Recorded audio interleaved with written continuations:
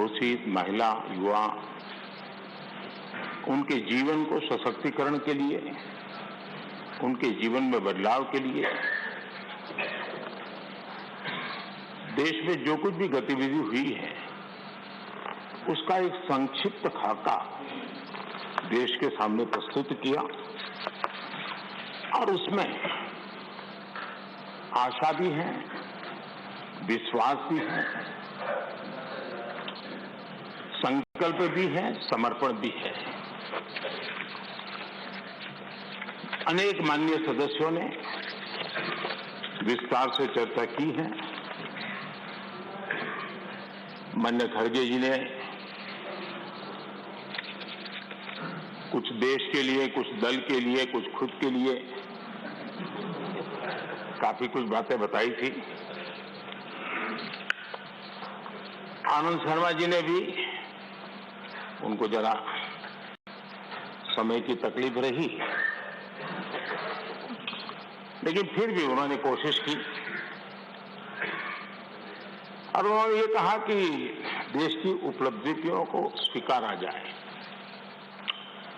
श्रीमान मनोज झा जी ने राजनीतिक से अभिभाषण परे होना चाहिए, इसकी अच्छी सलाह भी दी। प्रसन्न आचार्य जी ने वीर बाल दिवस और नेताजी से जुड़े कामों के संबंध में भी विस्तार से सराहना की। डॉक्टर फौजिया खान जी ने संविधान की प्रतिष्ठा को लेकर विस्तार से चर्चा की। हर सदस्य ने अपने अनुभव के आधार पर, अपनी राजनीतिक सोच के आधार पर और राजनीतिक स्थिति के आधार पर अपनी बातें हमारे सामने रखी है। मैं सभी माननीय सदस्यों का इसके लिए हृदय से आभार भी व्यक्त करता हूं। आदरणीय सभापति जी, आज देश आजादी का अमृत महोत्सव मना रहा है।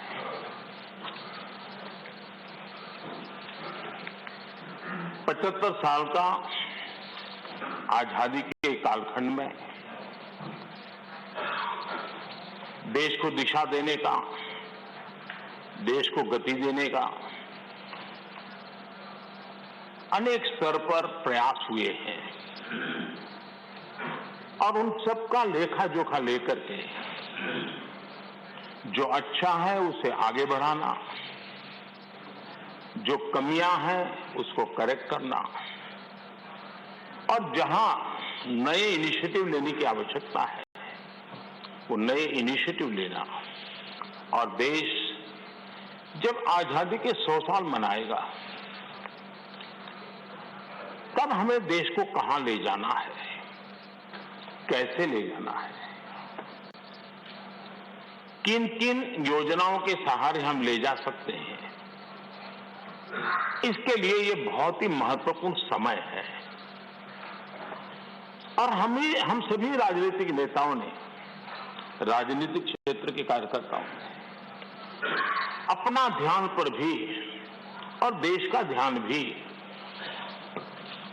आने वाले 25 साल के लिए देश को कैसे आगे ले जाना, इसके लिए केंद्रित करना चाहिए। और मुझे विश्वास है कि उससे जो संकल्प उभरेंगे उस संकल्प में सबकी सामूहिक भागीदारी होगी,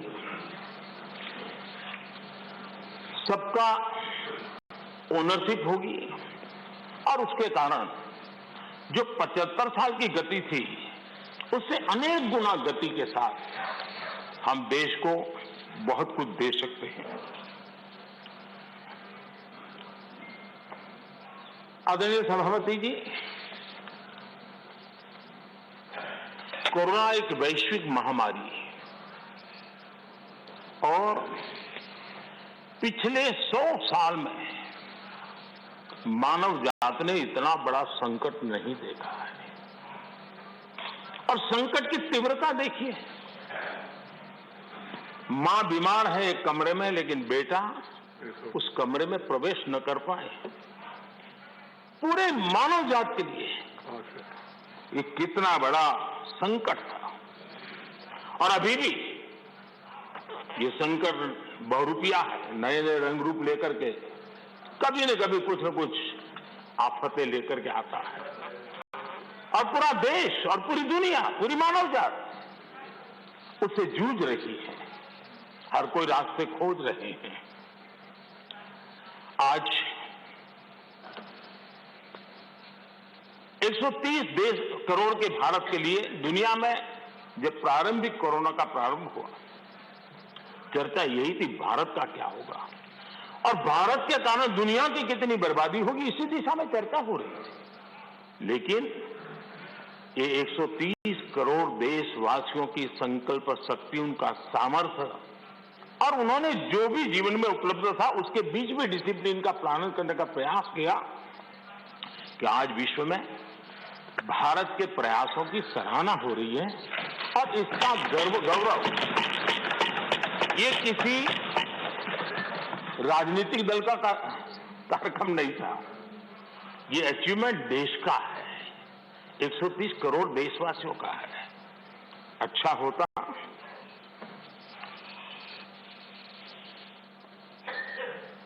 इसका यश लेने की भी कोशिश करते आप लोग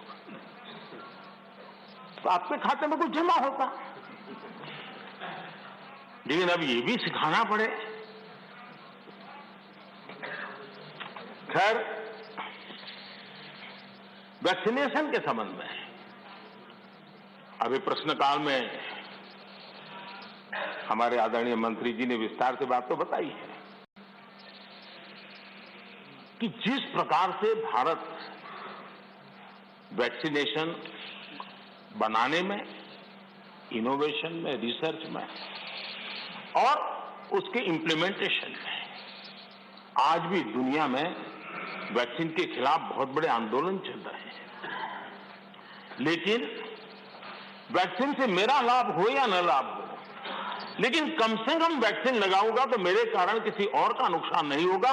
इस एक भावना ने 130 करोड़ देशवासियों को वैक्सीन लेने के लिए प्रेरित किया। ये भारत का मूलभूत चिंतन का प्रतिबिंब है जो विश्व के लोगों के सामने रखना हर हिंदुस्तानी का कर्तव्य है। सिर्फ खुद की रक्षा करने का विषय होता तो लूं या न लूं विवाद होता, लेकिन जब उसके मन में विचार आया कि मेरे कारण किसी को कष्ट न हो, अगर इसके लिए मुझे भी डोज लेना है तो मैं ले लूं, और उसने ले लिया। ये भारत के मन की, भारत के मानव मन की, भारत की मानवता की हम गौरवपूर्ण रूप से दुनिया के सामने कह सकते हैं। आज 100% डोज के लक्ष्य की ओर हम तेज गति से आगे बढ़ रहे हैं। मैं सम्मानित सदस्य, ये सभी आदरणीय सदस्यों से, इनके सामने हमारे फ्रंटलाइन वर्कर, हमारे हेल्थ केयर वर्कर्स, हमारे वैज्ञानिक, इन्होंने जो काम किया है उसकी सराहना करने से भारत की प्रतिभा तो खिलेगी, लेकिन इस प्रकार से जीवन खपाने वाले लोगों का भी हौसला बुलंद होगा। और इसलिए सदन बड़े गौरव के साथ उनका अभिनंदन करता है, उनका धन्यवाद करता है। आदरणीय सभापति जी, इस कोरोना काल में 80 करोड़ से भी अधिक देशवासियों को इतने लंबे कालखंड के लिए मुफ्त राशन की व्यवस्था, उनका घर का चूल्हा कभी न जले, ऐसी स्थिति पैदा न हो, ये काम भारत ने करके दुनिया के सामने एक उदाहरण। इसी कोरोना काल में जबकि अनेक कठिनाइयां थी, बंधन थे, उसके बावजूद भी प्रगति में रुकावटों की बार ऑब्स्टेकल के बीच भी लाखों परिवारों को, गरीबों को पक्का घर देने के अपने वादे की दिशा में हम लगातार चलते रहे और आज गरीब का भी घर खर्चा लाखों में होता है। जितने करोड़ों परिवारों को एक घर मिला है ना, हर गरीब परिवार आज लखपति कहा जा सकता है। आदरणीय सभापति जी, इसी कोरोना काल में 5 करोड़ ग्रामीण परिवारों को नल से जल पहुंचाने का काम कर करके एक नया रिकॉर्ड प्रस्थापित किया। इसी कोरोना काल में जब पहला लॉकडाउन आया तब भी बहुत समझदारी के साथ कईयों से चर्चा करने के बाद थोड़ा साहस की भी जरूरत थी कि गांव में किसानों को लॉकडाउन से मुक्त रखा जाए। निर्णय बड़ा महत्वपूर्ण था, लेकिन किया और उसका परिणाम यह आया कि हमारे किसानों ने कोरोना के इस कालखंड में भी बम्पर पैदावार की और एमएसपी ने भी रिकॉर्ड खरीदी करके नए विक्रम प्रस्थापित किए। इसी कोरोना काल में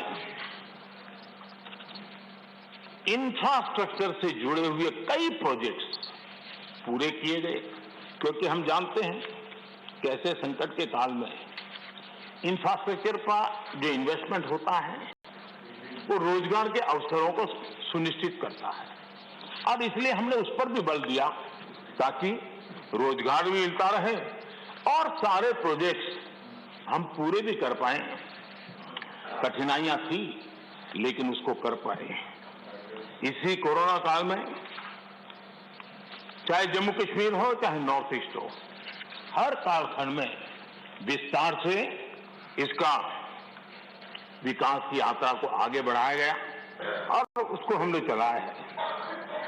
इसी कोरोना कालखंड में हमारे देश के युवाओं ने खेल जगत के हर क्षेत्र में हिंदुस्तान का तिरंगा हमारा परचम फहराने में बहुत बड़ा काम किया, देश को गौरव दिया। आज पूरा देश हमारे युवाओं ने खेल जगत में जिस प्रकार से प्रदर्शन किया है और कोरोना के इन सारे बंधनों के बीच उन्होंने अपनी तपस्या को कम नहीं होने दिया, अपनी साधना को कम होने नहीं दिया और देश को गौरव बढ़ाया है। आदरणीय सभापति जी, इसी कोरोना काल में आज जब हमारा देश का युवा स्टार्टअप यानी भारत का युवा एक पहचान बन गई है, एक सिनोनिमस हो गया है। आज हमारे देश के युवा स्टार्टअप के कारण स्टार्टअप की दुनिया में टॉप 3 में हिंदुस्तान को जगह दिला पाई है।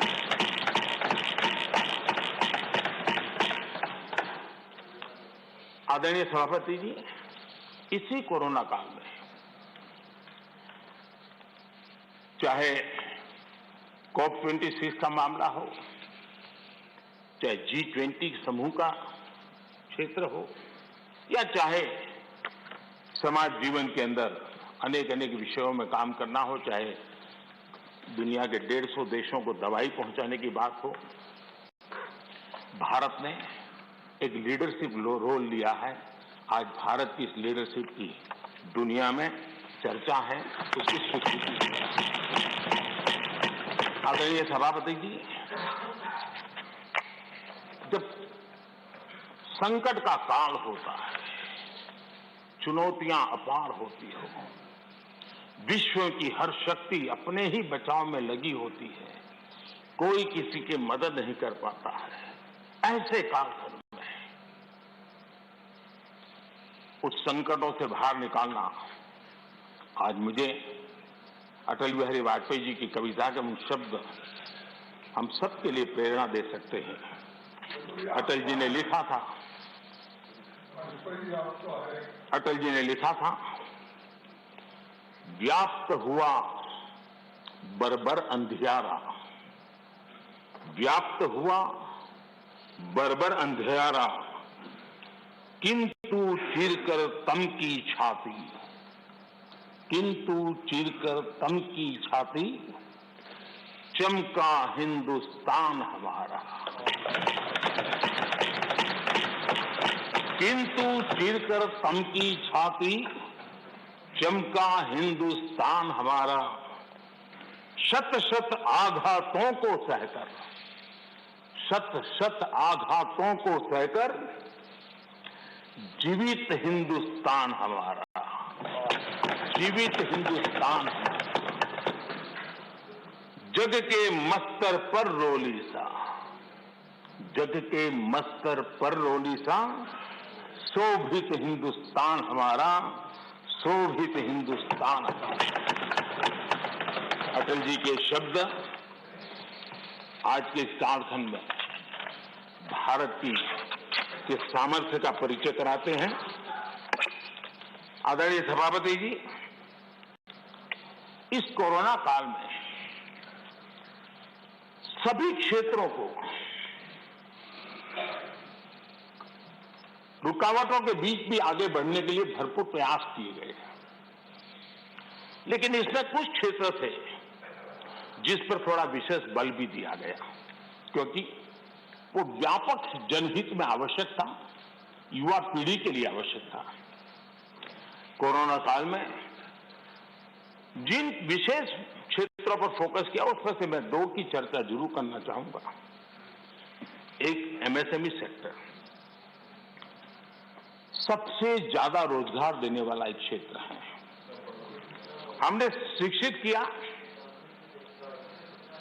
उसी प्रकार से खेतीबाड़ी क्षेत्र, उसमें भी कोई रुकावट ना आए उसको निश्चित किया, और उसी की वजह जैसे मैंने वर्णन किया, बम्पर क्रॉप हुआ, सरकार ने रिकॉर्ड खरीद भी की। महामारी के बावजूद गेहूं, धान की खरीदी के नए रिकॉर्ड बने। किसानों को ज्यादा एमएसपी मिला, और वो भी डायरेक्ट बेनिफिट ट्रांसफर की स्कीम के तहत मिला। पैसा सीधा उनके बैंक खातों में जमा हुआ। और मैंने तो पंजाब के लोगों के कई वीडियो देखे, क्योंकि पंजाब में पहली बार डायरेक्ट बेनिफिट ट्रांसफर से पैसा गया।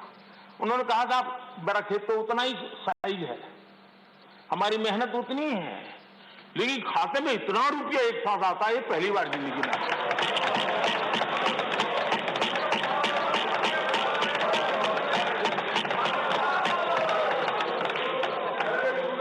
इससे संकट के समय किसानों के पास कैश की सुविधा रही। ऐसे कदमों से ही इतने बड़े सेक्टर को शॉक्स और डिसरप्शन से हम बचा पाए। इसी प्रकार से एमएसएमई सेक्टर, ये उन सेक्टरों में था जिसको आत्मनिर्भर भारत पैकेज का सबसे अधिक लाभ मिला। अलग अलग मंत्रालयों ने जो पीएलआई स्कीम लॉन्च की, उससे मैन्युफैक्चरिंग को बल मिला। भारत अब लीडिंग मोबाइल मैन्युफैक्चरर बन गया है, और एक्सपोर्ट में भी उसका योगदान बढ़ रहा है। ऑटोमोबाइल और बैटरी, इस क्षेत्र में भी पीएलआई स्कीम उत्साहजनक परिणाम दे रही है। जब इतने बड़े स्तर पर मैन्युफैक्चरिंग, और वो भी ज्यादातर एमएसएमई सेक्टर के द्वारा होता है, तो स्वाभाविक है दुनिया के देशों से ऑर्डर भी मिलते हैं, ज्यादा अवसर भी मिलते हैं।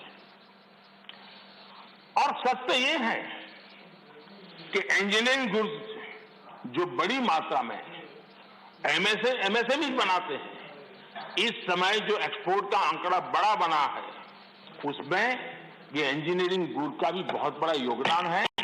ये भारत के लोगों के कौशल्य का और भारत के एमएसएमई की ताकत को प्रदर्शित करता है। हमारे डिफेंस मैन्युफैक्चरिंग इंडस्ट्री को हम देखें, यूपी और तमिलनाडु में डिफेंस कॉरिडोर बना रहे हैं। एमओयू जो हो रहे हैं, जिस प्रकार से लोग इस क्षेत्र में आ रहे हैं, एमएसएमई क्षेत्र के लोग आ रहे हैं डिफेंस के सेक्टर में, ये अपने आप में उत्साहवर्धक है कि देश के लोगों में सामर्थ्य है और देश को डिफेंस के क्षेत्र में आत्मनिर्भर बनाने के लिए हमारे एमएसएमई क्षेत्र के लोग बहुत साहस जुटा रहे हैं, आगे आ रहे हैं। आदरणीय सभापति जी, एमएसएमई को जेम, उसके माध्यम से सरकार में जो सामान की खरीदी होती है उसका एक बहुत बड़ा माध्यम बनाया है और वो प्लेटफॉर्म के कारण आज बहुत सुविधा बनी है। उसी प्रकार से हमने एक बड़ा महत्वपूर्ण निर्णय किया है और निर्णय ये है कि सरकार में 200 करोड़ रुपए तक के जो टेंडर होंगे वो टेंडर ग्लोबल नहीं होंगे, उसमें हिंदुस्तान के लोगों को ही अवसर दिया जाएगा और जिसके कारण हमारे एमएसएमई सेक्टर को और इसके द्वारा हमारे रोजगार को बल मिलेगा। आदरणीय सभापति जी,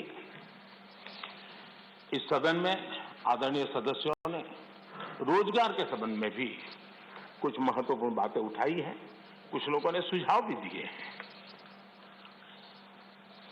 कितनी जॉब क्रिएट्स हुई है ये जानने के लिए ईपीएफओ पैरोल, ये ईपीएफओ पैरोल सबसे विश्वस्त माध्यम माना जाता है। साल 2021 में लगभग 1,20,00,000 नए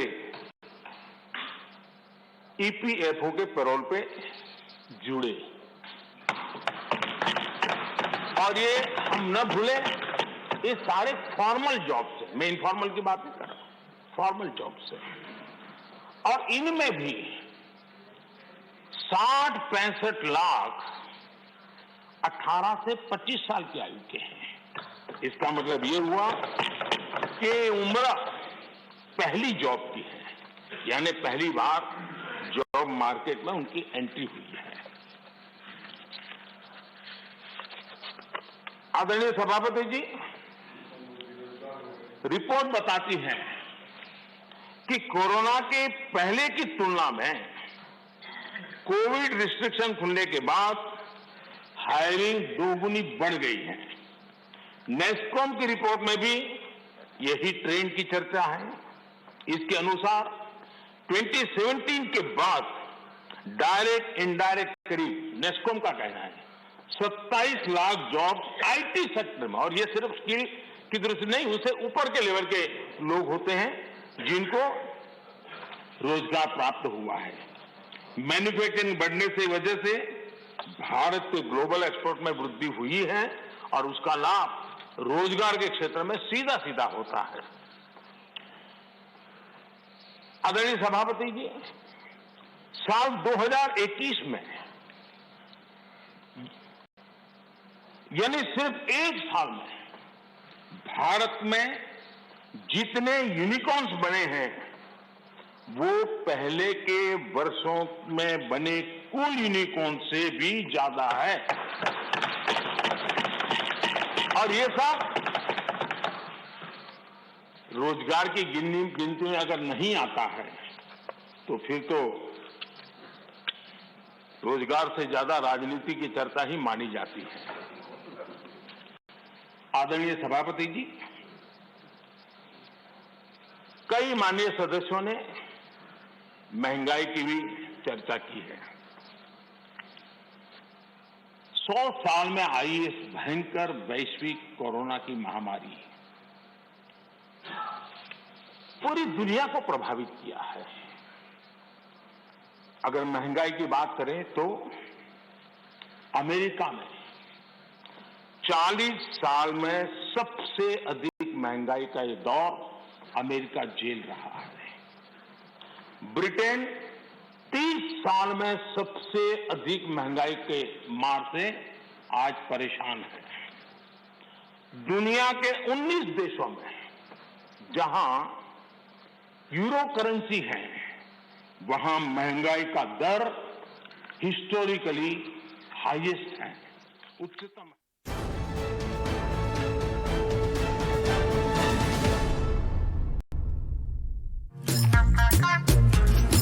बाकी सब बाद में, पहले सुन मेरी बात रे। लाइफ के टेढ़े मेढ़े रोड पे होंगी चुनौतियां हर एक मोड़ पे, बट हमने कभी ना फिक्र की, पर हमने कभी ना फिक्र की, क्योंकि हमने पहले ले ली LIC। स्मार्ट लोगों की क्लियर है प्रायोरिटी, बाकी सब बाद में, पहले LIC।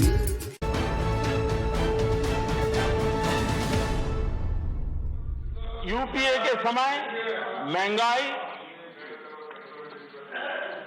डबल डिजिट छू रही थी। यूपीए के समय डबल डिजिट छू रही थी। फिर आज हम एकमात्र बड़ी इकोनॉमी है जो हाई ग्रोथ और मीडियम इन्फ्लेशन अनुभव कर रहे हैं।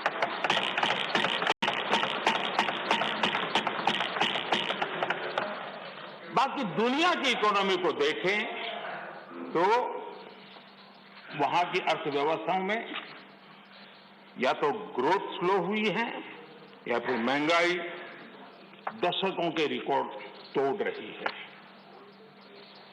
आदरणीय सभापति जी, इस सदन में कुछ साथियों ने भारत की निराशाजनक तस्वीर पेश की और पेश करने में आनंद आ रहा था, ऐसा भी लग रहा था। मैं जब इस प्रकार की निराशाएं देखता हूं तो फिर मुझे लगता है कि सार्वजनिक जीवन में उतार चढ़ाव आते रहते हैं, जय पराजय होता रहता है।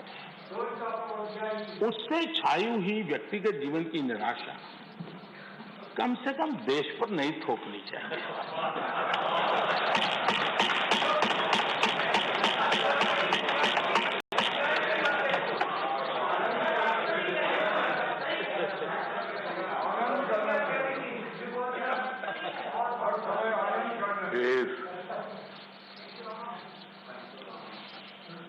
मैं जानता नहीं, लेकिन हमारे यहाँ गुजरात में एक बात है, शरद राव जानते होंगे, वो जहां महाराष्ट्र में भी होगा। कहते हैं कि जब हरियाली होती है, खेतों हरे भरे होते हैं और किसी ने वो हरी भरी हरियाली देखी हो और उसी समय बाय एक्सीडेंट अगर उसकी आंखें चली जाए तो जीवन भर उसको वो हरे वाला आखिरी जो चित्र है वो रहता है। वैसा 2013 तक के जो दुर्दशा में गुजारा और 14 में अचानक देश की जनता ने जो रोशनी की, उसमें जो आंखें किसी की चली गई हैं, उनको पुराने दिन ही दिखते हैं। आदरणीय सभापति जी,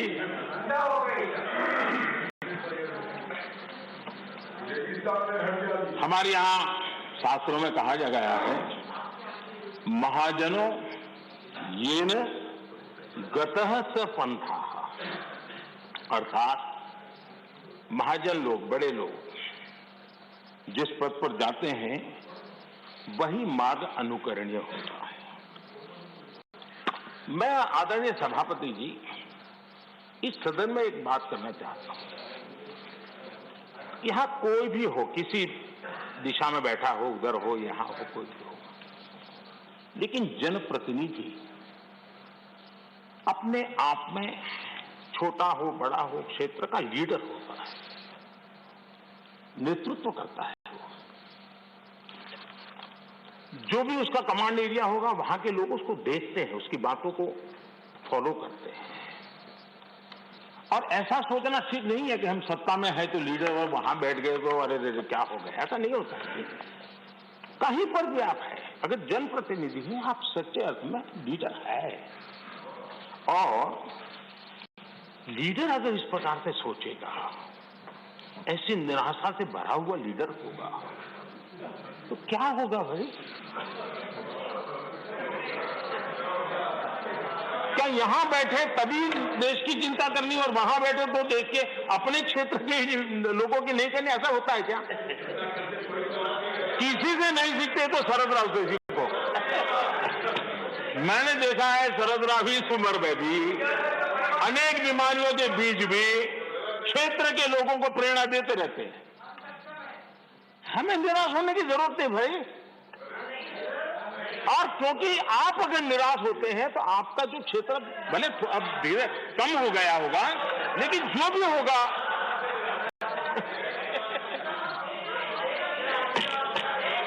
ये बैठ के रनिंग कमेंट्री करना उचित नहीं है, पद्धति में नहीं है।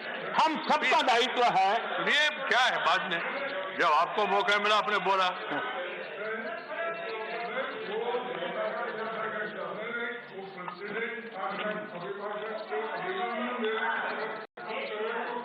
ठीक है ठीक है, करके जी आपको बुलाया। ठीक नहीं, ये रिकॉर्ड में जाएगा नहीं। ये रिकॉर्ड में नहीं जा रहे, अननेसेसरी।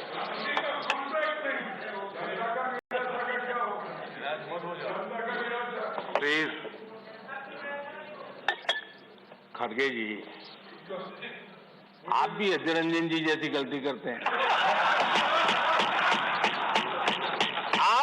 आप थोड़ा पीछे देखिए, जयराम जी ने पीछे जाकर के 2-3 लोगों को तैयार किया हुआ इस काम के लिए।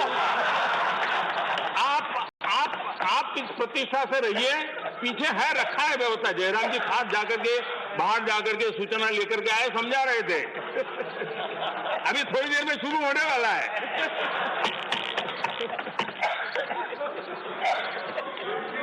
आप सम्मानीय नेता है।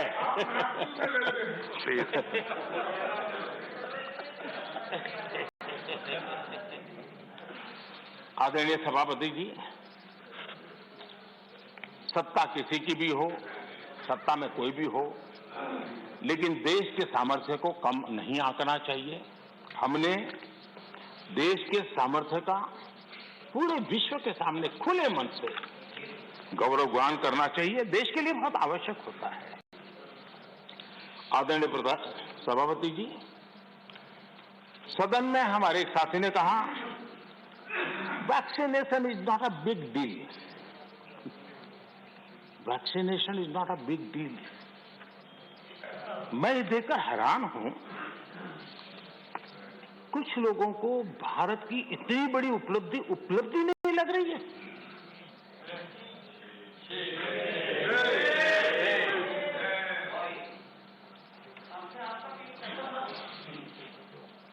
एक साथी ने यह भी कहा कि टीकाकरण पर व्यर्थ खर्च हो रहा है। ये देश सुनेगा तो क्या लगेगा ऐसे लोगों को?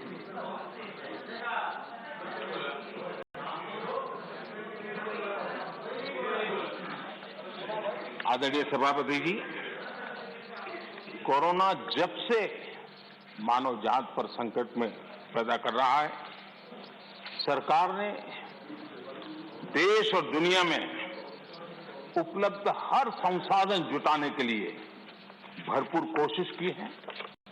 हमारे देश के नागरिकों की रक्षा करने के लिए जितना भी हमारी सामर्थ्य था, समझ थी, शक्ति थी, और सबको साथ लेकर के चलने का हमने प्रयास किया है।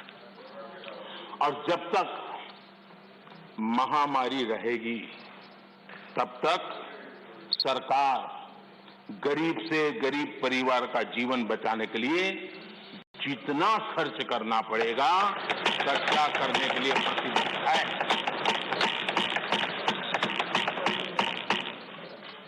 लेकिन कुछ दल के बड़े नेता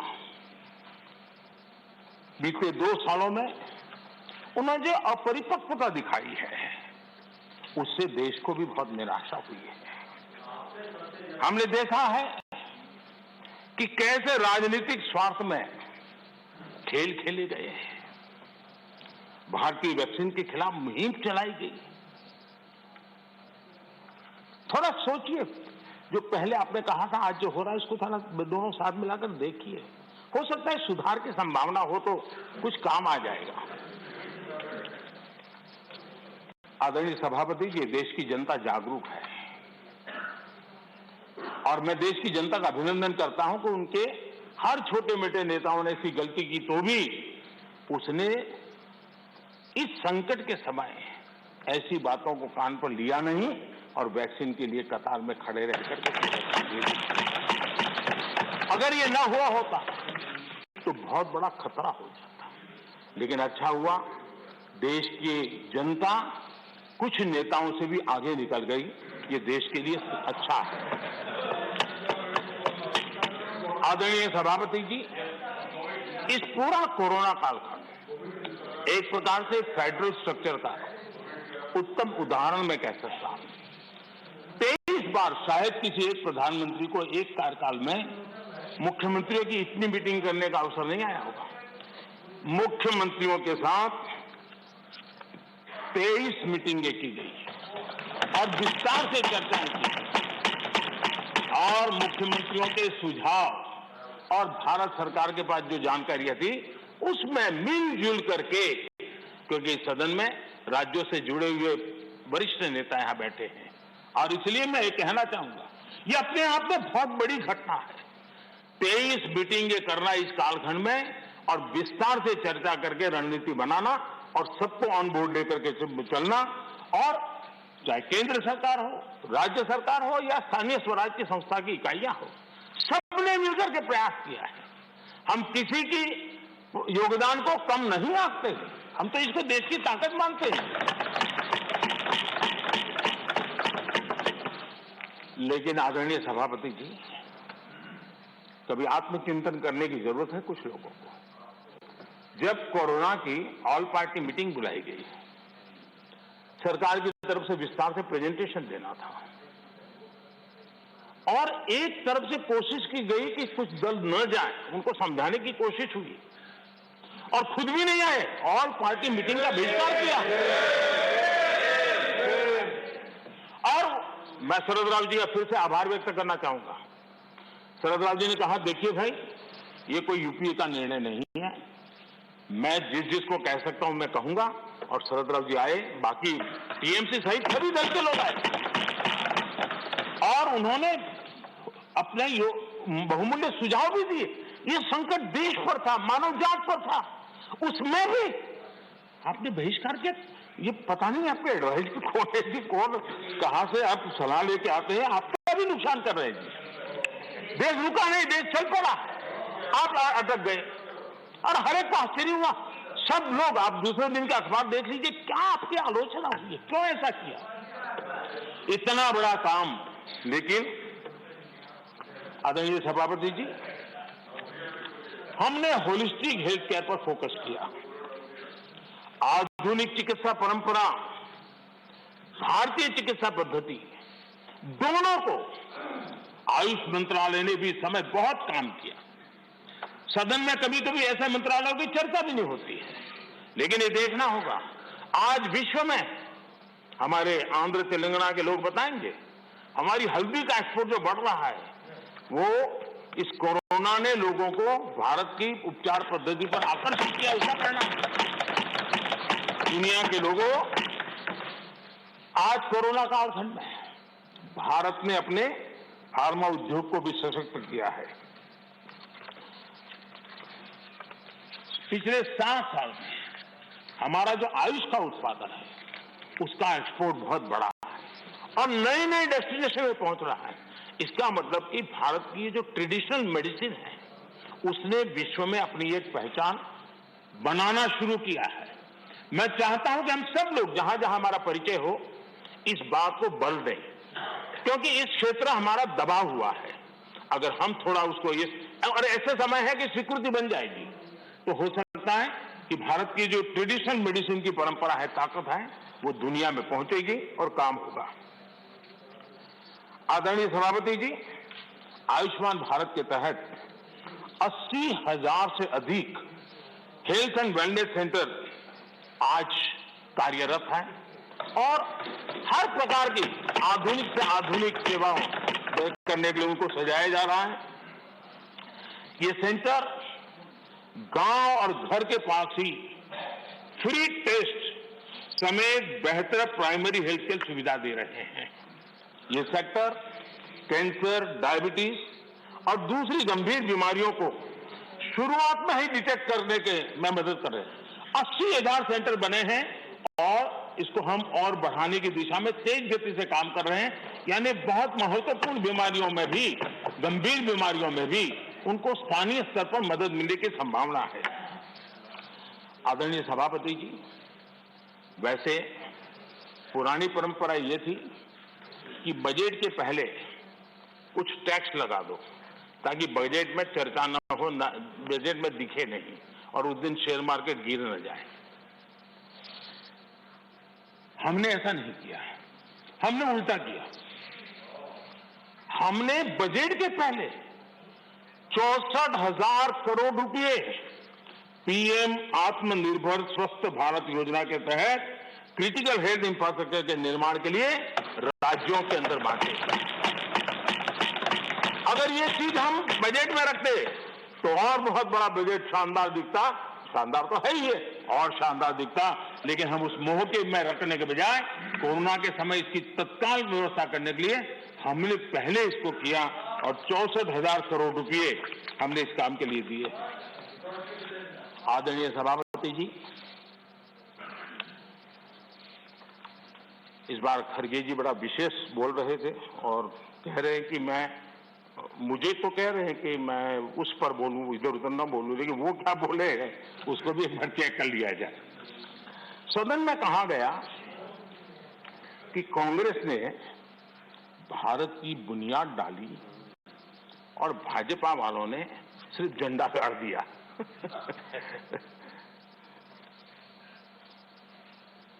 आदरणीय सभापति जी, ये सदन में ऐसे ही हंसी मजाक में कही गई बात नहीं थी। ये उस गंभीर सोच का परिणाम है और वही देश के लिए खतरनाक है। और वो है, कुछ लोग यही मानते हैं कि हिंदुस्तान 1947 में पैदा हुआ है और उसी के कारण ये समस्या होती है। और इसी सोच का परिणाम है कि भारत में पिछले 75 साल में जिसको काम करने का 50 साल मौका मिला था, उनकी नीतियों पर भी इस मानसिकता का प्रभाव रहा है और उसी के कारण कई विकृतियां पैदा हुई है। ये डेमोक्रेसी आपकी मेहरबानी से नहीं है, हमारे कुर्बानी से और आपको 1975 में डेमोक्रेसी का गला घोंटने वालों को डेमोक्रेसी का गौरव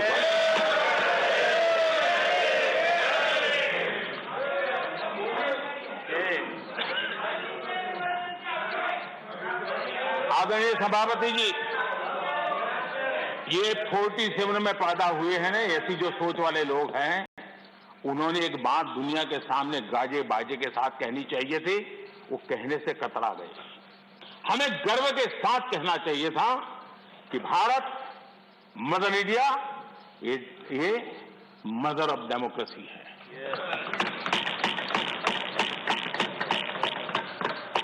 डेमोक्रेसी, डिबेट, ये भारत में सदियों से चल रहा है। और कांग्रेस की कठिनाई ये है, डायनेस्टी के आगे उन्होंने कुछ सोचा ही नहीं, ये उनकी परेशानी है। और पार्टी में जो डेमोक्रेसी की बात करते हैं ना, वो जरा समझे, भारत के लोकतंत्र को सबसे बड़ा खतरा परिवारवादी पार्टियों का है, ये मानना पड़ेगा।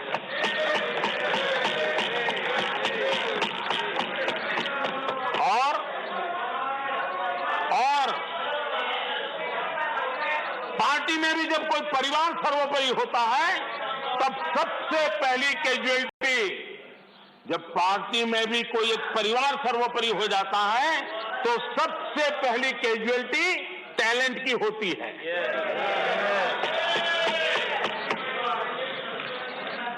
देश ने अरसे तक इस सोच का बहुत नुकसान उठाया है। मैं चाहता हूं कि सभी राजनीतिक दल लोकतांत्रिक आदर्शों और मूल्यों को अपने दलों में भी विकसित करें, उसको समर्पित करें और हिंदुस्तान की सबसे पुरानी पार्टी के रूप में कांग्रेस इसकी जिम्मेवारी ज्यादा उठाए। आदरणीय सभापति जी, यहां पर यह कहा गया कि कांग्रेस न होती तो क्या होता।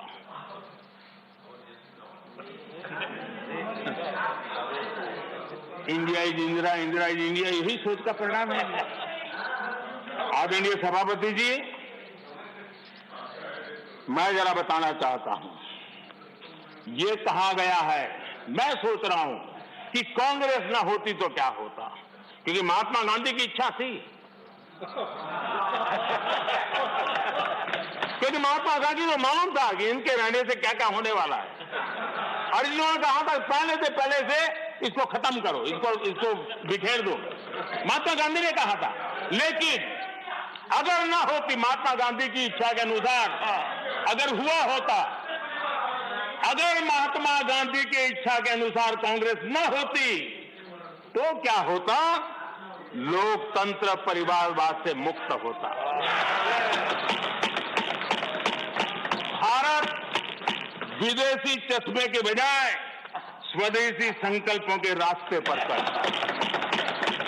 अगर कांग्रेस न होती तो इमरजेंसी का कलंक न होता। अगर कांग्रेस न होती तो दशकों तक करप्शन को संस्थागत बनाकर नहीं रखा जाता। अगर कांग्रेस न होती तो जातिवाद और क्षेत्रवाद की खाई इतनी गहरी न होती। अगर कांग्रेस न होती तो सिखों का नरसंहार न होता। सिखों का नरसंहार न होता। सालों साल पंजाब आतंकी आग में न जलता। अगर कांग्रेस न होती तो कश्मीर के पंडितों को कश्मीर छोड़ने की नौबत न आती। अगर कांग्रेस न होती तो बेटियों को तंदूर में जलाने की घटनाएं न होती। अगर कांग्रेस न होती तो देश के सामान्य मानवी को घर, सड़क, बिजली, पानी, शौचालय, मूल सुविधाओं के लिए इतने सालों तक इंतजार न करना पड़ता। आदरणीय सभापति जी, मैं गिनता रहूंगा। खड़गे जी, आपने भी 1 घंटा बोला। You are leader of the opposition. You are leader of the opposition. Please understand. You आदरणीय also spoke सभापति for जी, 1 hour 6 minutes. पद्धति नहीं है। आदरणीय सभापति जी, कांग्रेस जब सत्ता में रही, देश का विकास नहीं होने दिया।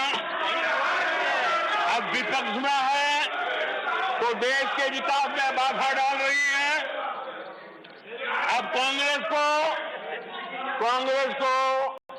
नेशन पर भी आपत्ति है। नेशन पर आपत्ति है। यदि नेशन इसकी कल्पना गैर संवैधानिक है तो आपकी पार्टी का नाम इंडियन नेशनल कांग्रेस क्यों रखा गया?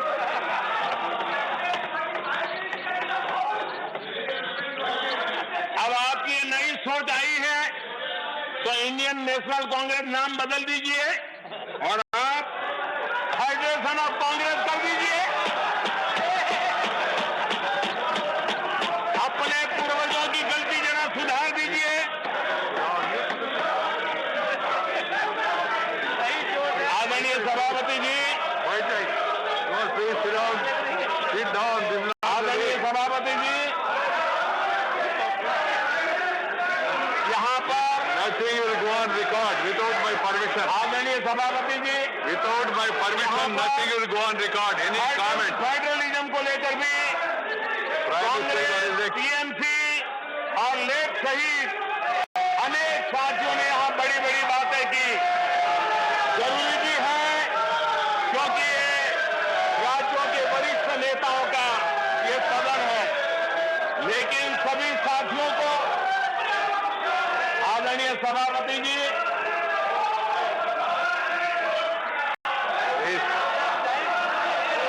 This nothing will go on record except what is permitted by the chair. Whatever is permitted by the chair will only go on record. No comment, no noise, no demonstration will go on record. Please, बैठ जाइए.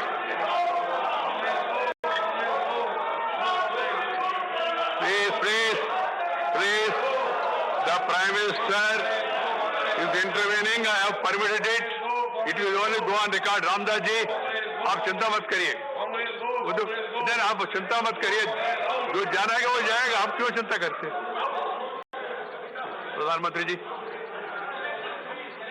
प्रधानमंत्री जी, yes. That is your comment, na? So let the people decide. Why when we speak, we don't bother about all this. धन्यवाद आदरणीय सभापति जी। लोकतंत्र में सिर्फ सुनाना ही नहीं होता है, सुनना भी लोकतंत्र का हिस्सा है।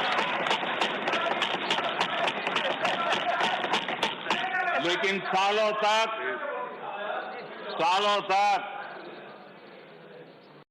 उपदेश देने की आदत रखी है, इसलिए जरा बातें सुनने में मुश्किल हो रहा है।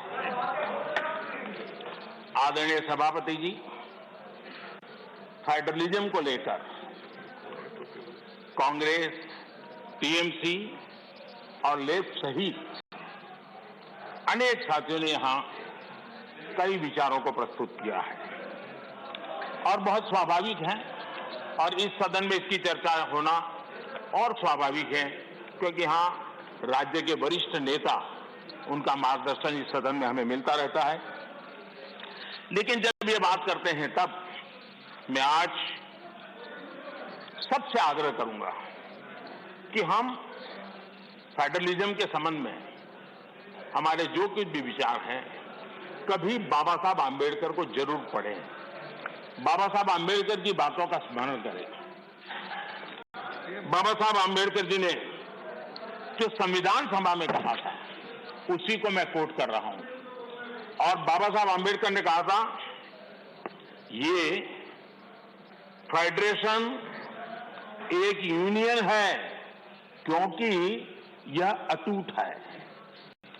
प्रशासनिक सुविधा हेतु देश और लोगों को विभिन्न राज्यों में विभाजित किया जा सकता है। प्रशासन के लिए विभिन्न राज्यों में विभाजित किया जा सकता है, लेकिन देश अभिन्न रूप से एक है। उन्होंने एडमिनिस्ट्रेटिव व्यवस्थाएं और नेशन की कल्पना को स्पष्ट किया है, और ये बाबा साहब आम्बेडकर ने संविधान सभा में कहा है। मैं समझता हूं फेडरलिज्म को समझने के लिए बाबा साहब आम्बेडकर के इतने गहन विचारों से अधिक मैं समझता हूं कि मार्गदर्शन के लिए किसी बात की जरूरत है। लेकिन विशेषता ये है, क्या हुआ है हमारे देश में? फेडरलिज्म के इतने बड़े बड़े भाषण दिए जाते हैं, इतने उपदेश दिए जाते हैं, हम क्या वो दिन भूल गए जब एयरपोर्ट पर जरा सी बातों के लिए मुख्यमंत्री हटा दिए जाते थे? आंध्र प्रदेश के पूर्व मुख्यमंत्री टी अंजय जी के साथ क्या हुआ था, ये सदन के अनेक नेता अच्छी तरह जानते हैं। प्रधानमंत्री के बेटे को एयरपोर्ट पर उनका प्रबंध पसंद नहीं आया तो उनको बर्खास्त कर दिया। इसने आंध्र प्रदेश के करोड़ों लोगों की भावनाओं को आहत किया था। इसी प्रकार कर्नाटका के लोकप्रिय मुख्यमंत्री वीरेंद्र पाटिल जी को भी अपमानित करके पद से हटाया गया था, वो तब जब वो बीमार थे। हमारी सोच कांग्रेस की तरह संकीर्ण नहीं है। हम संकीर्ण सोच के साथ काम करने वाले लोग नहीं हैं। हमारी सोच में राष्ट्रीय लक्ष्यों, राष्ट्रीय टारगेट और रीजनल एस्पिरेशंस, उसके बीच में हम कोई कॉन्फ्लिक्ट नहीं देखते हैं। हम मानते हैं कि रीजनल एस्पिरेशंस को उतने ही इज्जत के साथ एड्रेस करना चाहिए, समस्याओं का समाधान करना चाहिए। और भारत की प्रगति भी तब होगी जब देश विकास को ध्यान में रखते हुए रीजनल एस्पिरेशंस को एड्रेस करें। ये दायित्व बनता है। जब हम इस बात को कहते हैं देश को आगे बढ़ाना, लेकिन इसकी ये भी शर्त है कि जब राज्य प्रगति करते हैं तब देश की तरक्की होती है। राज्य प्रगति न करे और देश की तरक्की का लिए हम सोचे तो हो नहीं सकता है।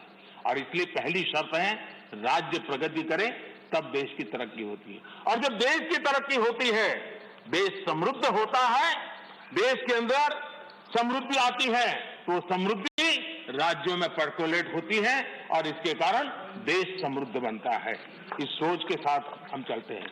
और मैं तो जानता हूं, मैं गुजरात में था, मुझ पर क्या क्या जुल्म हुए हैं दिल्ली सरकार के द्वारा, इतिहास गवाह है। क्या कुछ नहीं हुआ मेरे साथ, गुजरात के साथ क्या क्या क्या नहीं हुआ।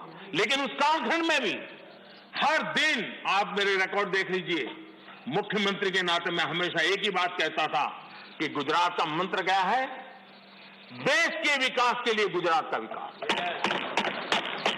हमेशा दिल्ली में किसकी सरकार है सोच करके नहीं करते थे, देश के विकास के लिए गुजरात का विकास। और यही फेडरलिज्म में हम सबका दायित्व यही बनता है कि हम देश के विकास के लिए अपने राज्यों का विकास करेंगे, ताकि दोनों मिलकर के देश को नई ऊंचाई पर ले जाएंगे।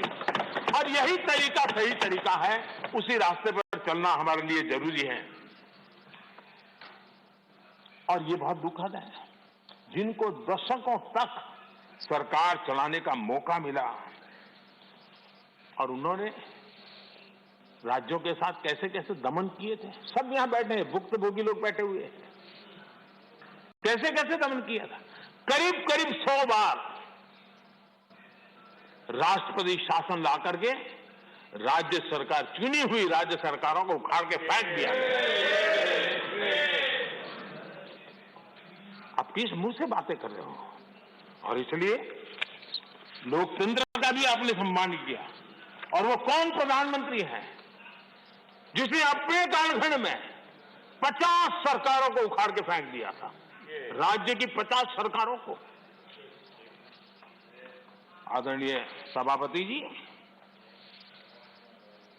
इन सारे विषयों के जवाब हर हिंदुस्तानी जानता है और उसी की सजा आज उनको भुगतनी पड़ रही है। देश उनको स्वीकार कर लेता है। आदरणीय सभापति जी, कांग्रेस के हाईकमांड जो है, उनकी नीति 3 प्रकार से कामों को लेकर के चलती है। एक, पहले डिस्क्रेडिट करो, फिर डिस्टेबलाइज करो और फिर डिसमिस करो।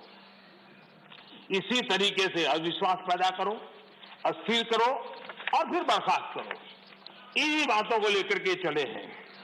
आप जरा बताइए आदरणीय सभापति जी, मैं आज कहना चाहता हूं कि फारूक अब्दुल्ला जी की सरकार को किसने अस्थिर किया था, चौधरी देवीलाल जी की सरकार को किसने अस्थिर किया था, चौधरी चरण सिंह जी की सरकार को किसने अस्थिर किया था, पंजाब में सरदार बादल की सरकार के किसने बर्खास्त किया था, महाराष्ट्र में बाला साहब ठाकरे को बदनाम करने के लिए किसने डरते टिक्स का उपयोग किया था, कर्नाटका में रामकृष्ण हेगड़े और एसआर बॉम्बे की सरकार को किसने गिराया था, 50 के दशक में केरला की चुनी हुई कम्युनिस्ट सरकार को किसने गिराया था, उस कालखंड में 50 साल पहले।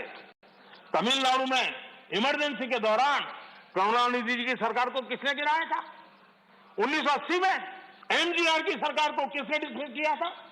आंध्र प्रदेश में किसने एनटीआर की सरकार को अस्थिर करने की कोशिश की थी? और वो भी जब वो बीमार थे।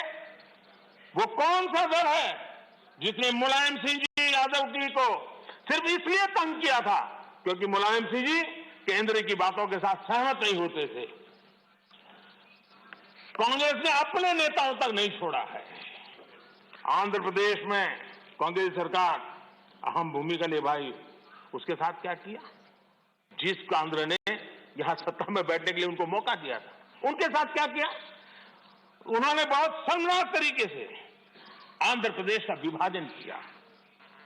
माइक बंद कर दिए गए, मिर्ची स्प्रे की गई, कोई डिस्कशन नहीं हुई।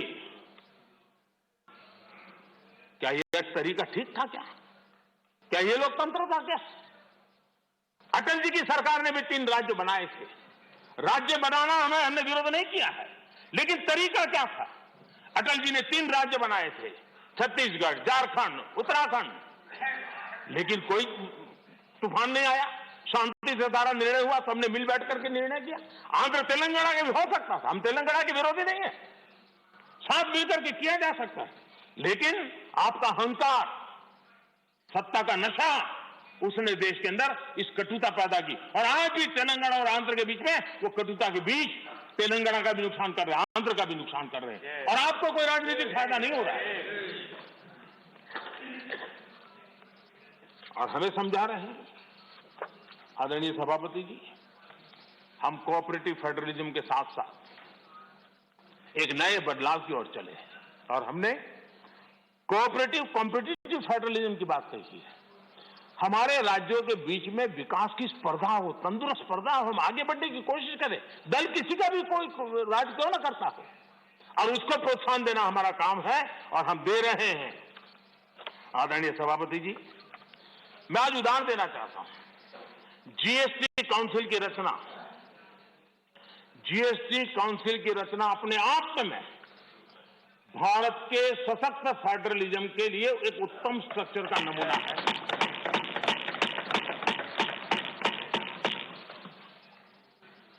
रेवेन्यू के अहम निर्णय जीएसटी काउंसिल में होते हैं और राज्यों के वित्त मंत्री और भारत के वित्त मंत्री सभी इक्वल टेबल पर बैठ करके निर्णय करते। कोई बड़ा नहीं, कोई छोटा नहीं, कोई आगे नहीं, कोई पीछे नहीं, सब साथ मिलकर के दे।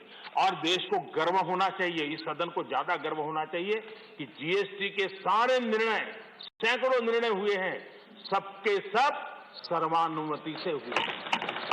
सभी राज्यों के वित्त मंत्री और भारत के वित्त मंत्री ने मिलकर के किए हैं। इससे बड़ा फेडरलिज्म का उत्तम स्वरूप क्या हो सकता है? कौन इसका गौरव नहीं करेगा? लेकिन हम इसका भी गौरव नहीं करते हैं। आदरणीय सभापति जी, एक और उदाहरण मैं देना चाहता हूं फेडरलिज्म का। हमने देखा कि जैसे सामाजिक न्याय ये देश में बहुत अनिवार्य होता है, वरना देश आगे नहीं बढ़ता है, वैसे भी क्षेत्रीय न्याय भी उतना ही जरूरी होता है। अगर कोई क्षेत्र विकास में पीछे रह जाएगा तो देश आगे नहीं बढ़ सकता। और इसलिए हमने एक योजना बनाई, एस्पिरेशनल डिस्ट्रिक्ट। देश में 100 से ऐसे डिस्ट्रिक्ट चुने, अलग अलग पैरामीटर के आधार पर चुने गए, राज्यों के साथ मशवरा करके चुने गए। और उन 100 से अधिक जो डिस्ट्रिक्ट हैं वो राज्य के जो एवरेज डिस्ट्रिक्ट, उसकी बराबरी तो कम से कम आ जाए तो बहुत कम हो जाएगा।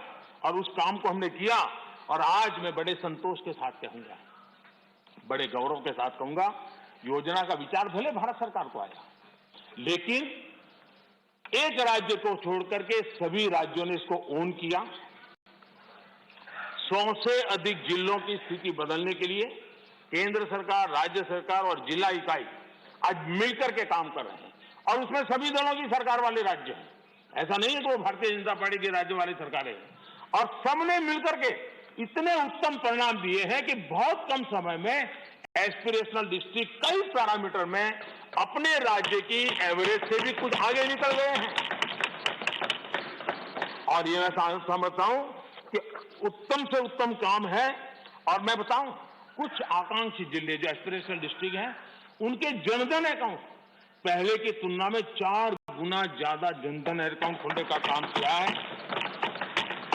हर परिवार में शौचालय मिले, बिजली मिले, इसके लिए भी उत्तम काम इस एक्सप्रेशनल डिस्ट्रिक्ट में सभी राज्यों ने मिलकर के किया है। मैं समझता हूं यही फेडरल स्ट्रक्चर का उत्तम उदाहरण है और उसी से देश की प्रगति के लिए फेडरल स्ट्रक्चर का ताकत का उपयोग होना ये उसका उदाहरण है। आदरणीय सभापति जी, मैं आज एक और कैसे आर्थिक मदद होती है राज्यों को, किस तरीके से नीतियां कैसे बदलाव लाने से परिवर्तन आता है, उसका भी उदाहरण देना चाहता हूं। वो भी एक समय था जब हमारे प्राकृतिक संसाधन सिर्फ कुछ लोगों की तिजोरियां भरने के लिए काम आते थे। ये दुर्दशा हमने देखी है, उसकी चर्चाएं बहुत चली है। अब इस संपदा राष्ट्र का खजाना भर रही है। हमने कोयले और माइनिंग सेक्टर में रिफॉर्म किए। 2000 में हमने पारदर्शी प्रक्रिया के साथ खनिज संसाधनों का ऑक्शन किया। हमने रिफॉर्म्स की प्रक्रिया को जारी रखा, जो जैसे वैध लाइसेंस की बिना चार्ज के ट्रांसफर, 50% प्रोड्यूसर्स की ओपन मार्केट में सेल्फ बिक्री, अर्ली ऑपरेशनलाइजेशन पर 50% रिबेट। बीते एक साल में माइनिंग रेवेन्यू लगभग 14,000 करोड़ रुपए से बढ़कर लगभग 35,000 करोड़ रुपए पर पहुंचा है। ऑक्शन से जितना भी रेवेन्यू आया वो राज्य सरकारों को मिला है। ये निर्णय किया है। सबसे बड़ी बात यह है, ये सुधार जो लागू हुए हैं इससे राज्य का ही भला हुआ है और राज्य का भला होने में देश का भला है ही है। कोऑपरेटिव फेडरलिज्म का इस क्षेत्र इतना बड़ा महत्वपूर्ण निर्णय, और उड़ीसा इस रिफॉर्म को लागू करने में अग्रिम राज्य रहा। मैं उड़ीसा के मुख्यमंत्री जी को अभिनंदन देता हूं कि उनकी सरकार ने सारे रिफॉर्म्स को हमारे साथ कंधे से कंधा मिला करके काम किया है। आदरणीय सभापति जी, यहां पर यह भी चर्चा हुई कि हम इतिहास बदलने की कोशिश कर रहे हैं। कई बार बोला जाता है, बाहर भी बोला जाता है और कुछ लोग लिखा जाते हैं। मैं देख रहा हूं कि कांग्रेस एक प्रकार से अर्बन नक्सल के चुंगल में फंस गई है।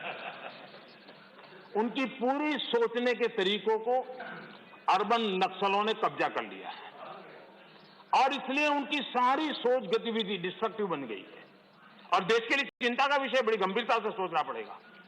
अर्बन नक्सल ने बहुत चालाकी पूर्वक कांग्रेस की इस दुर्दशा का फायदा उठा करके उसके मन को पूरी तरह कब्जा कर लिया, उसके विचार प्रवाह को कब्जा कर लिया है और उसी के कारण बार बार ये बोल रहे हैं इतिहास बदल रहा है। आदरणीय सभापति जी, हम सिर्फ कुछ लोगों की याददाश्त को ठीक करना चाहते हैं, थोड़ा उनका मेमोरी पावर बढ़ाना चाहते हैं। हम कोई इतिहास बदल नहीं रहे हैं। कुछ लोगों का इतिहास कुछ ही साल से शुरू होता है, हम जरा उसको पहले ले जा रहे हैं और कुछ नहीं कर रहे। अगर उनको 50 साल के इतिहास में ही मजा आता है तो हमको 100 साल तक ले जा रहे हैं। किसी को 100 साल तक मजा आता है तो हम 200 साल के इतिहास में ले जाते हैं। किसी को 200 से मजा आता है हम 300 ले जाते हैं। अब जो 300 साढ़े 300 ले जाएंगे तो छत्रपति शिवाजी का नाम आएगा ही आएगा। हम तो उनकी मेमोरी को सतेज कर रहे हैं, हम इतिहास बदल नहीं रहे। कुछ लोगों का इतिहास सिर्फ एक परिवार तक सीमित है, क्या करें इसका? और इतिहास तो बहुत बड़ा है, बड़े पहलू है, अनेक उतार चढ़ाव है और हम इतिहास के इस दीर्घकालीन कालखंड को याद कराने का प्रयास कर रहे हैं, क्योंकि गौरवपूर्ण इतिहास को भुला देना इस देश के भविष्य के लिए ठीक नहीं है। ये हम अपना दायित्व समझते हैं और इसी इतिहास से सबक लेते हुए हमने आने वाले 25 साल में देश को नई ऊंचाइयों पर ले जाने का एक विश्वास पैदा कर रहा है और मैं समझता हूं ये अमृत कालखंड अब इसी से आगे बढ़ने वाला है। इस अमृत कालखंड में हमारी बेटियां, हमारे युवा, हमारे किसान, हमारे गांव, हमारे दलित, हमारे आदिवासी, हमारे पिछड़े समाज के हर तबके का योगदान हो, उनकी भागीदारी हो, उसको लेकर के हम आगे बढ़े। कभी कभी हम 1857 के स्वतंत्र संग्राम की ओर देखेंगे। हमारे आदिवासी क्षेत्रों में 1857 के स्वातंत्र संग्राम में जो योगदान दिया गया है, कभी हमें पढ़ने को नहीं मिल रहा है। इतने महान स्वर्णिम पुरुषों को हम कैसे भूल सकते हैं? और हम इन चीजों को याद कराने की कोशिश कर रहे हैं। हमारी कोशिश है देश आत्मविश्वास से भरा हुआ हो, देश आगे बढ़े। आदरणीय सभापति जी, महिलाओं के सशक्तिकरण भी हमारे लिए प्राथमिकता है। भारत जैसा देश, 50% आबादी, हमारी विकास यात्रा के जो सबका प्रयास का विषय है, उस सबके प्रयास में सबसे बड़ी भागीदार हमारी माताएं बहनें हैं। देश की 50% जनसंख्या, और इसलिए भारत का समाज की विशेषता है, अपनी परंपराओं में सुधार करता है, बदलाव भी करता है। ये एक जीवन समाज है। हर युग में ऐसे महापुरुष निकलते हैं जो हमारी बुराइयों को से समाज को मुक्त करने के लिए प्रयास करते हैं। और आज हम जानते हैं महिलाओं के संबंध में भी भारत में कोई आज चिंतन हो रहा नहीं, पहले से हमारे आज चिंतन हो रहा है। उनके सशक्तिकरण को हम प्राथमिकता दे रहे हैं। अगर हमने मैटरनिटी लीव बढ़ाई है तो एक प्रकार से महिलाओं के सशक्तिकरण और परिवार के सशक्तिकरण का हमारा प्रयास है और उस दिशा में हम काम कर रहे हैं। बेटी बचाओ बेटी पढ़ाओ, आज उसका परिणाम है कि जेंडर रेशियो में जो हमारी असंतुलन था उसमें काफी अच्छी स्थिति में हम पहुंच गए। और जो रिपोर्ट्स आ रहे हैं उसमें आज हमारे कुछ स्थानों पर तो हमारे यहाँ पुरुषों से माताओं बहनों की संख्या बढ़ रही है। ये बड़े एक आनंद का विषय है, गौरव का विषय है। जो बुरे दिन हमने देखे थे उसमें से हम बाहर आए हैं और इसलिए हमने प्रयास करना चाहिए। आज एनसीसी में हमारी बेटियां हैं, सेना में हमारी बेटियां हैं, वायुसेना में बेटियां हैं, हमारी नौसेना में हमारी बेटियां हैं। 3 तलाक की कुप्रथा को हमने खत्म किया और मैं जहां जाता हूं मुझे इन माताओं बहनों का आशीर्वाद मिलता है, क्योंकि 3 तलाक की प्रथा जब खत्म होती है तब सिर्फ बेटियों को न्याय मिलता है ऐसा नहीं है, उस पिता को भी न्याय मिलता है, उस भाई को भी न्याय मिलता है जिसकी बेटी 3 तलाक के कारण घर लौट के आती है, जिसकी बहन 3 तलाक के कारण घर लौट के आती है। इसलिए ये पूरे समाज के कल्याण के लिए है। ये सिर्फ कोई महिलाओं के लिए है और पुरुषों के खिलाफ ऐसा नहीं है। ये मुसलमान पुरुष के लिए भी उतना ही उपयोगी है, क्योंकि वो भी किसी बेटी का बाप है, वो भी किसी बेटी का भाई है और इसलिए कि उसका भी भला करता है, उसको भी सुरक्षा देता है। और इसलिए कुछ कारणों से लोग बोल पाए न बोल पाए, लेकिन इस बात से सब लोग एक गौरव का आनंद का भरते हैं। कश्मीर में हमने 370 धारा को जो हटाया, वहां की माताओं बहनों को एम्पावर किया है। उनको जो अधिकार नहीं तो अधिकार हमने दिलवाए हैं और उस अधिकारों के कारण आज उनकी ताकत। आज शादी की उम्र में क्या कारण है? आज के युग में मेल और फीमेल के बीच में अंतर होना चाहिए, क्या जरूरत है? बेटा बेटी एक समान है तो हर जगह पे होना चाहिए और इसलिए बेटे बेटी की शादी की उम्र समान हो, उस दिशा में हम आगे बढ़े हैं। मुझे विश्वास है कि कुछ ही समय में ये सदन भी उसके विषय में सही निर्णय कर करके हमारी माताओं बहनों के कल्याण के लिए काम करेगा। आदरणीय सभापति जी, यह वर्ष गोवा के 60 वर्ष का एक महत्वपूर्ण कालखंड का वर्ष है। गोवा मुक्ति को 60 साल हुए। मैं आज जरा उस चित्र को कहना चाहता हूं। हमारे कांग्रेस के मित्र जहां भी होंगे जरूर सुनते होंगे, गोवा के लोग जरूर आज सुनते होंगे मेरी बात को। अगर सरदार साहब जिस प्रकार से सरदार पटेल ने हैदराबाद के लिए रणनीति बनाई, इनिशिएटिव लिए, जिस प्रकार से सरदार पटेल ने जूनागढ़ के लिए रणनीति बनाई, कदम उठाए, अगर सरदार साहब की प्रेरणा लेकर के गोवा के लिए भी वैसी ही रणनीति बनाई होती तो गोवा को हिंदुस्तान आजाद होने के 15 साल तक गुलामी में नहीं रहना पड़ा होता। भारत की आजादी के 15 साल के बाद गोवा आजाद हुआ और उस समय के 60 साल पहले के अखबार, उस जमाने की मीडिया रिपोर्ट बताती है कि तब के प्रधानमंत्री अंतर्राष्ट्रीय छवि का क्या होगा, ये उनकी सबसे बड़ी चिंता का विषय था पंडित नेहरू को। दुनिया में मेरी छवि बिगड़ जाएगी तो, और इसलिए उनको लगता था कि गोवा की औपनिवेशिक सरकार पर आक्रमण करने से उनकी जो एक ग्लोबल लीडर की शांतिप्रिय नेता की छवि है वो चकनाचूर हो जाएगी।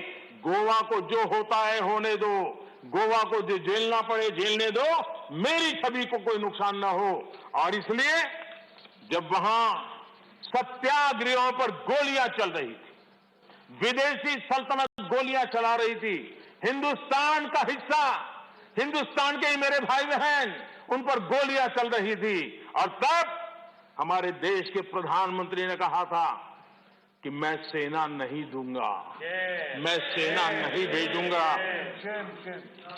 सत्याग्रहियों की मदद करने से उन्होंने इनकार कर दिया था।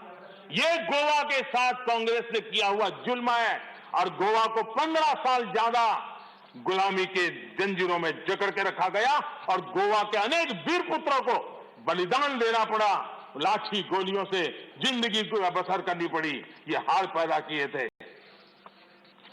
नेहरू जी ने। 15 अगस्त 1955 को पंडित नेहरू ने लाल किले से जो कहा था, मैं जरा कोट करना चाहता हूं। अच्छा होता कांग्रेस के मित्र यहां होते तो नेहरू जी का नाम सुनकर के कम से कम उनका दिन बहुत अच्छा जाता, और इसलिए उनकी प्यास बुझाने के लिए मैं बार बार नेहरू जी को भी याद करता हूं। नेहरू जी ने कहा था, लाल किले से कहा था, मैं उनको कोट करता हूं, कोई धोखे में ना रहे, भाषा देखिए, कोई धोखे में ना रहे कि हम वहां फौजी कार्रवाई करेंगे। कोई फौज गोवा के आसपास नहीं है। अंदर के लोग चाहते हैं कि कोई शोर मचाकर ऐसे हालात पैदा करे कि हम मजबूर हो जाएं फौज भेजने के लिए। हम नहीं भेजेंगे फौज, हम उसको शांति से तय करेंगे। समझ लें सब लोग इस बात को। ये हुंकार 15 अगस्त को गोवा वासियों के एस्पिरेशंस के खिलाफ कांग्रेस के नेता के बयान है। पंडित नेहरू जी ने आगे कहा था, जो लोग वहां जा रहे हैं, लिमेश जी, लोहिया जी समेत सब लोग वहां सत्याग्रह कर रहे थे, आंदोलन कर रहे थे, देश के सत्याग्रही जा रहे थे। हमारे जगन्नाथ राव जोशी कर्नाटक केसरी, उनके नेतृत्व में सत्याग्रह हो रहा था। जो पंडित नेहरू जी ने क्या कहा, जो लोग वहां जा रहे हैं उनको वहां जाना मुबारक हो। देखिए मजाक देखिए, देश की अपनी आजादी के लिए लड़ने वाले मेरे ही देशवासियों के लिए क्या भाषा, कितना अहंकार है। वो लोग वहां जा रहे हैं, उनको वहां जाना मुबारक हो, लेकिन ये भी याद रखें कि अपने को सत्याग्रही कहते हैं तो सत्याग्रह के उसूल, सिद्धांत और रास्ते भी याद रखें। सत्याग्रह की पीछे फौजें नहीं चलती और ना ही फौजों की पुकार होती है। असहाय छोड़ दिया गया मेरे देश के नागरिकों को। ये गोवा के साथ किया। गोवा की जनता कांग्रेस के इस रवैये को कभी भूल नहीं सकती है। आदरणीय सभापति जी, हमें यहां फ्रीडम ऑफ एक्सप्रेशन पर भी बड़े भाषण दिए गए और आए दिन हमको जरा समझाया जाता है। मैं जरा आज एक घटना कहना चाहता हूं, और ये घटना भी गोवा के एक सपूत की घटना है। गोवा के एक सम्मानीय गोवा की धरती के एक बेटे की कथा है। अभिव्यक्ति के संबंध में क्या होता था, कैसे होता था, ये उदाहरण मैं देना चाहता हूं। व्यक्ति स्वतंत्रता की बातें करने वाले लोगों का इतिहास मैं आज खोल रहा हूं। क्या किया है। लता मंगेशकर जी के निधन से आज पूरा देश दुखी है। देश को बहुत बड़ी खोट है। लेकिन लता मंगेशकर जी का परिवार गोवा का है, लेकिन उनके परिवार के साथ कैसा सलूक किया ये भी देश को जानना चाहिए। लता मंगेशकर जी के छोटे भाई पंडित हृदयनाथ मंगेशकर जी, गोवा का गौरवपूर्ण संतान, गोवा की धरती का बेटा, उन्हें ऑल इंडिया रेडियो से निकाल दिया गया। वो ऑल इंडिया रेडियो में काम करते थे और उनका गुनाह क्या था? उनका गुनाह ये था तो उन्होंने वीर सावरकर की एक देशभक्ति से भरी कविता की ऑल इंडिया रेडियो पर प्रस्तुति दी थी। आप देखिए, हृदयनाथ जी ने एक इंटरव्यू में बताया, उनका इंटरव्यू अवेलेबल है। उन्होंने इंटरव्यू में कहा, जब वो सावरकर जी से मिले कि मैं आपका गीत करना चाहता हूं, तो सावरकर जी ने उनको कहा, क्या तुम जेल जाना चाहते हो क्या? मेरी कविता गा करके जेल जाना चाहते हो क्या? तो हृदयनाथ जी ने उनकी देशभक्ति से भरी कविता उसे संगीतबद्ध किया। 8 दिन के अंदर उनको ऑल इंडिया रेडियो से निकाल दिया गया। ये आपका फ्रीडम ऑफ एक्सप्रेशन है। ये स्वतंत्रता की आपकी झूठ बातें देश के सामने आपने रखी है। कांग्रेसी सरकारों ने दौरान किस प्रकार जुल्म हुए, ये सिर्फ हृदयनाथ मंगेशकर जी गोवा के बेटे के साथ हुए ऐसे नहीं, इसकी सूची काफी लंबी है।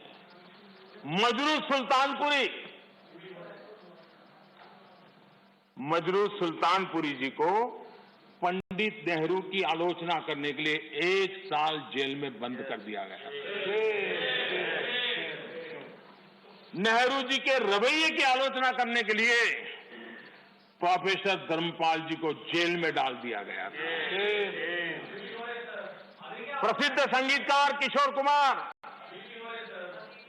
कुमार जी को इमरजेंसी में इंदिरा जी के सामने न झुकने के कारण, इमरजेंसी के पक्ष में न बोलने के कारण उनको आपातकाल में उनको भी निकाल दिया गया था। हम सभी जानते हैं कि एक विशेष परिवार के खिलाफ अगर कोई थोड़ी सी भी आवाज उठाता है, जरा भी आंख ऊंची करता है, तो क्या होता है। सीताराम केसरी को हम भली भांति जानते हैं, क्या हुआ ये हमें पता है। आदरणीय सभापति जी,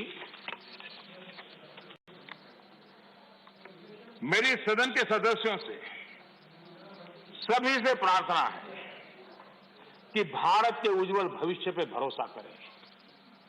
130 करोड़ देशवासियों के सामर्थ्य पर हम भरोसा करें। हम बड़े लक्ष्य लेकर के इसी सामर्थ्य के आधार पर देश को नई ऊंचाई पर ले जाने के लिए हम कृत संकल्पी बने। आदरणीय सभापति जी, हमने मेरे तेरे अपने पराए इस परंपरा को खत्म करना होगा और एक मत से, एक भाव से, एक लक्ष्य से एक साथ चलना, यही देश के लिए समय की मांग है। एक स्वर्णिम काल है, पूरा विश्व भारत को तरफ बड़े आशा से और बड़े गर्व से देख रहे हैं। ऐसे समय हम मौका गंवा न दें। देशवासियों के कल्याण के लिए इससे बड़ा कोई अवसर आने वाला नहीं है। ये मौका हम पकड़ लें। 25 साल की यात्रा हमें कहीं से कहां पहुंचा सकती है। हमारे देश के लिए, हमारी परंपराओं के लिए हम गौरव करें और सभापति जी, हम बड़े विश्वास के साथ मिलकर के चलेंगे। और हमारे यहां तो शास्त्रों में कहा गया है, सं गच्छध्वम, सं वदध्वम, संवो मनासी जानताम। यानी हम साथ चले, साथ चर्चा करें, मिलकर हर कार्य करें। इसी आह्वान के साथ मैं राष्ट्रपति जी के अभिभाषण को अनुमोदन करता हूं, उनका धन्यवाद भी करता हूं और सभी आदरणीय सदस्यों ने जो सहभाग किया, विचार रखे, उनका भी धन्यवाद करता हूं। बहुत बहुत धन्यवाद। I shall now put the amendments.